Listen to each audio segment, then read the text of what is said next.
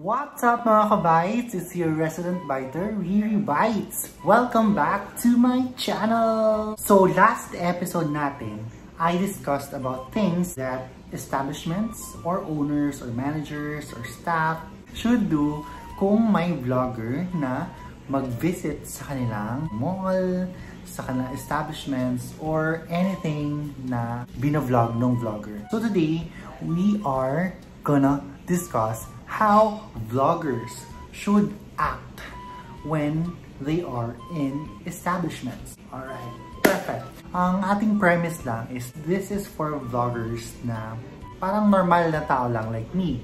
Hindi yung artista na vlogger. Kasi most of the time, exempted sila sa rules, sa mga norms na mga vloggers like us. And that's alright because someday, somehow, if we get lucky and we get famous, baka someday, di ba? Parang maging artista levels na din tayo. So, let's get on with it. Alright, first topic ko. Actually, wala akong list. I'm just gonna ramble a lot of things here. The first thing that comes to my mind is, if you are a vlogger, just act like you're a normal person, di ba?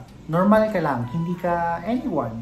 Pupunta ka sa lugar, i-shoot mo lang, i-vlog mo lang yung experience mo sa restaurant, sa mall, sa salon, sa spa, like a normal person would. Enter the establishment, if hindi ka nila pansinin, okay lang, that's alright. But most of the time, if you're vlogging, the establishment, management, the owners, mapapansin ka nila agad. So, just greet them, just be nice to them, and accept whatever they are offering. So, if they're offering you something na parang free services, just be thankful and huwag ka na mag-demand ng more. You're there na parang for something, na parang, for example, sa salon, pupunta ka dun kung papakulay ka ng buhok or magpapagupit lang, hindi mo i-expect na may libre kang haircut kasi vlogger ka, nagsushoot ka, nasa YouTube ka. No, never expect that. Pero kung merong blessings, tanggapin mo. Be polite, be thankful. Huwag kang parang mag-astang artista or parang someone famous.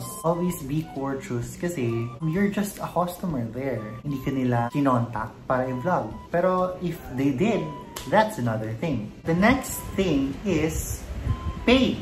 Pay the services, pay the products that you're getting unless it's free, unless they offered it. Prior to going to the establishment, you may want to book an appointment para smooth yung flow ng yung pag-vlog. Set ako ng appointment para they know that I'm coming, and usually sinasabi ko nila na nag-vlog ako not because I want free services or special treatment, but because I just want to inform them. And just in case kung bawal, at least I will know para hindi na ako mag-vlog, pupunta na lang ako. It's always best to call them in advance kasi alam mo kung available sila, alam mo yung hours, alam mo kung meron yung product na gusto mong i-vlog, or yung service, or yung person. Next is, in every step of the way, it doesn't matter na they allowed you to vlog. Pwede mo na ipakita lahat.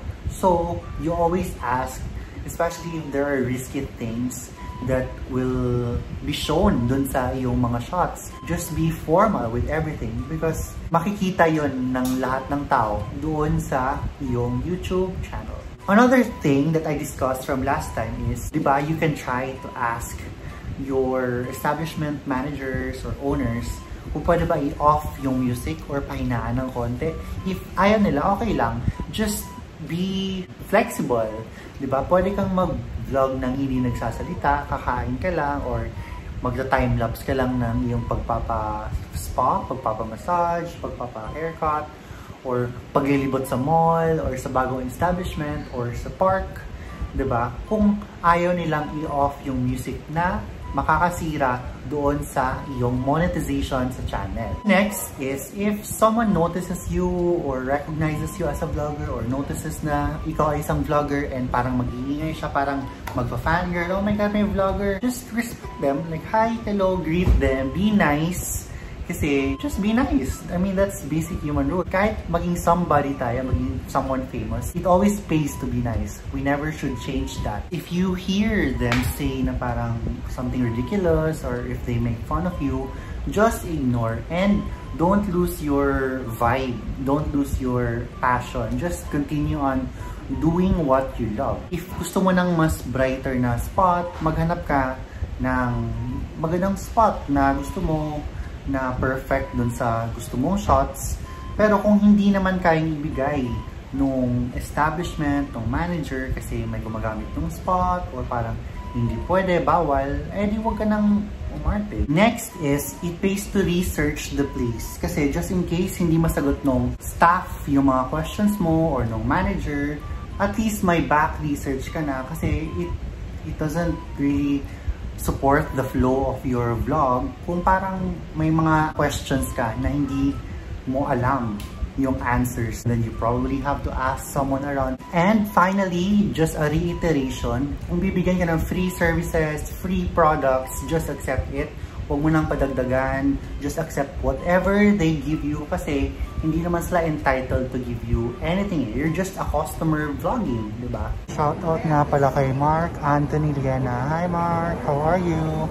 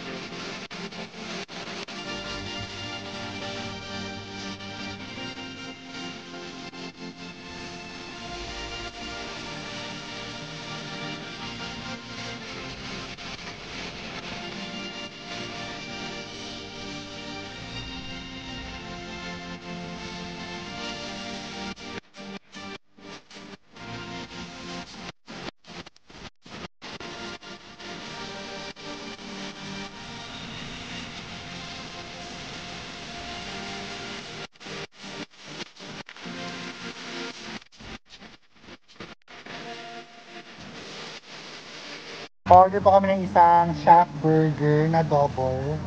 Tapos Smoke Shack na double din.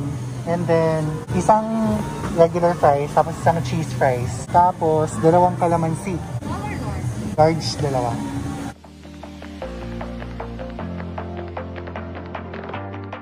We are able to use our vaccination cards. We just have to reach an amount of 1,000.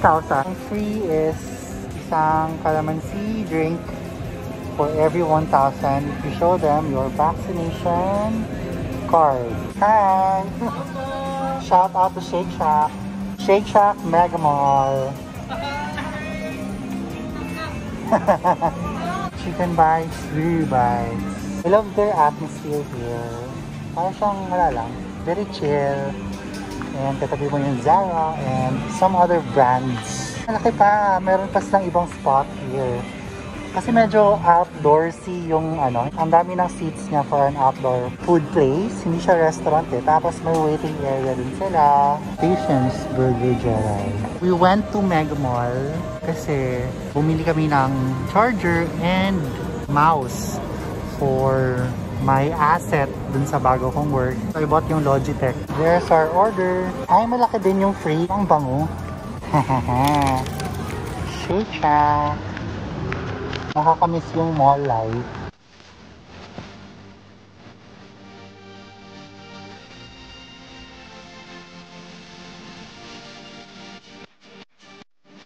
Nag-Shake Shack kami kasi nakita namin pagbaba namin sa SM Mega Mall. So, it's a good thing na walang tao. We tried yung calamansi juice nila sa kotse and it's big and it's free. So, Dun sa aming vaccination card, we got free fries and free calamansi juice drink. All in all, we have 3 sets of fries.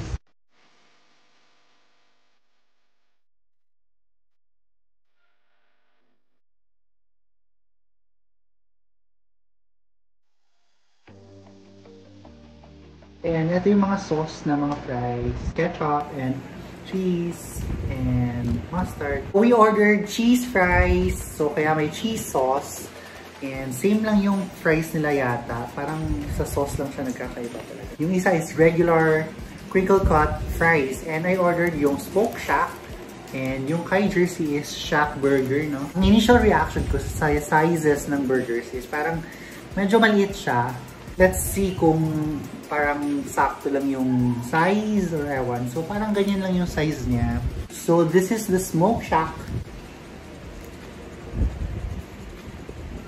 Oh my god, masarap. Parang grilled na steak. Masarap siya. Gusto ko to. This is an excellent choice. Salit ah. Ang sarap ng mga sili. Or chili. Parang pepper. Oh my god, sobrang sarap. Sobrang sarap. Let's try Jersey's order. Di ba sobrang sarap? This is the Shack Burger. You have to, you know, drown muna the taste ng Smoke Shack kasi para fair naman. So ito yung their version of cheeseburger. The Shack Burger.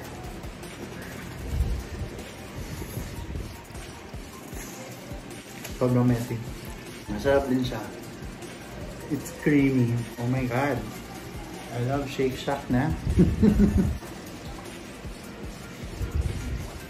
Yun nga lang, nalitan ako sa size niya talaga. I was expecting, kasi double, di ba? And double Smoke Shack and double Shack Burger. I was expecting something bigger. But, nag-compensate naman yung taste. Sobrang sarap. I would rate both 10 out of 10. And they're both must-tries. And I definitely would buy this again, no? Sobrang sarap. Ang initial kagat ko lang dun sa Smoke Shack, parang siya medyo dry. Pero eventually, parang na-appreciate ko siya. Okay lang na dry siya. Yung parang nasa ano ka, parang nasa barbecue. O kasi smoked bacon siya. Let's try yung kanilang cheese. Parang may new favorite na tayo. Oh. Thank you nga pala sa staff ng Shake Shack Mega Mall. They're so fun. Gusto nila magpa-shoutout. Hi! Sana makita niyo yung vlog ko. Sarap ng cheese. Very creamy. Hindi siya salty ah. Very cheesy. Milky. Siyempre, mustard or ketchup. Hindi na kailangan dagdagan ng sauces yung kanilang burgers kasi it's perfect the way they are. Anong rating mo sa ano mo? Shack Burger? 9 out of 10 for Jersey, sa akin perfect 10. And yung isa, yung Smoke Shack. 10 over 10 kay Jersey. Same kami ng rating. Kasi usually pag nag-order kami, especially kung bago yung place, I always try to make it parang different. Kasi I can taste naman his food and he can taste my food. Normal. Normal mustard. And yes, that's it for today's vlog. Thank you for watching. And if you haven't yet, please do click subscribe and like this vlog and drop your comments, and don't forget to click the notification bell and choose the top option, yung all, para lahat ng aking posts and uploads may notification kayong matatanggap, and i-click nyo agad, panoorin nyo agad, and i-like nyo agad. And as with all of my other vlogs, don't forget to read the description. There's always a fun story in the description on each of my vlogs. So while watching this, you may scroll down and just read the description. And yeah, I think I should have said that from the start. I mean, you should do that on all of my videos. Till then, share this to your family and friends. Congratulations to Senator Manny Pacquiao. Although you didn't win today, it's all right kasi you still won our hearts. And it was a good fight. It was a great fight. And yeah, we will always support you in your future endeavors in boxing.